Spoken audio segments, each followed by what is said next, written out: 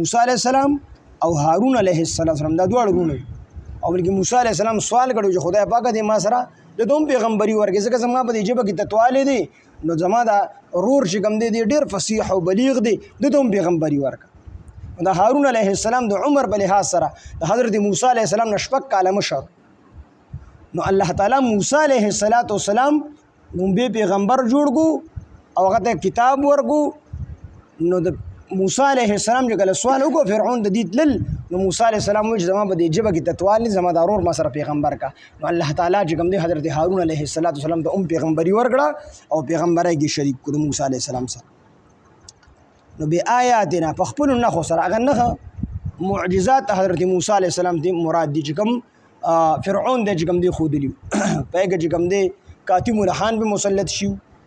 یوه نښه دغه وه وینه پې د وینې عذاب پې راغلی بیا د موسی علیه السلام په دعا باندې الله تعالی د وینې هغه عذاب په هر څیز کې به د فرعونیانو وینه وه په لوښي کې به یې وینه وه اوبو کې به یې وینه وه پیو کې به یې وینه وه تر دې پورې چې د بني اسرایلي په خوله کې به اوبه وي خو چې د فرعوني خولې ته به لاړې هلته به وینه شول دا عذاب پې الله د سینځخانو عذاب چې خولې ته به یې نوڼی کوله نو زموږ استاد وي لومبې به د سینځخ ټوپ والی نو د هر عذاب په منځ کې 15 ورځې وقفه وه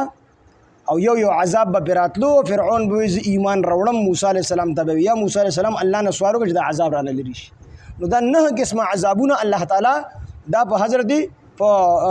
فرعون باندې د حضرت موسی علیه السلام په واسطه سره راوستي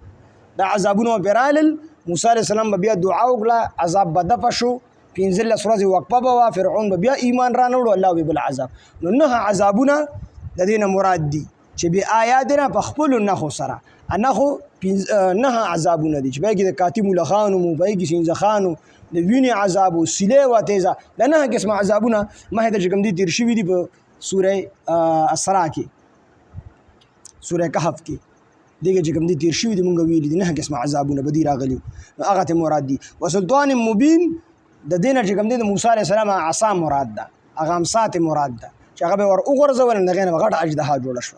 وسلطان مبین نو موسی علیه السلام او هارون علیه السلام په ښکارو نښو سره په ښکارو معجزاتو سره رالیږلي چاته خو رالیږلي الی فرعون ته وملئه او د فرعون سره چې کوم سردارانو هغې ته مو رالیږلي فرعون چې کوم وزیران او مشیران فاستکبروا نو دوی تکبر وکړو وکانو او دوی قوما عالین قوم زورورو فرعونیان زورورو فقالو نو دوی وویل انو امنو د فرعونیانو وویل چې موسی علیه السلام ورته راغی او هارون علیه السلام نو بس دوی تکبر وکړو موږ ستا خبرې منو ستا خبره موږ منو ستا قوم خو ټول زموږ غلامان دی بني اسرائیل نو څنګه چې دلته کې موږ ته الله تعالی چې کوم دی ملکي او بادشاهي راکړې ده دغه شان په آخرت کې هم الله تعالی موږ له راکړي نو ستا خبره موږ منو که ته به زموږ خبره منو نو دوی تکبر وکړو وکانو قوما عالین او دا فرعونیان قوم زورورو حال دا دی چې د دې ټول قوم زموږ غلام دی نو موږ به دې خپل مشران ګڼو خپل غلامان به موږ خپل مشران ګڼو دا خو زموږ په شان دي انسانان دي څه فرشتې خو نه دي چې موږ دې پیغمبرانو من قوم د هلاک کړی شوو نه وو دوی د دې تکذیب وکړو د دې موسی علیه السلام چې کوم امت چې دا ټول په هدایت باندې راشي تورات مو د دې دپاره ورکړی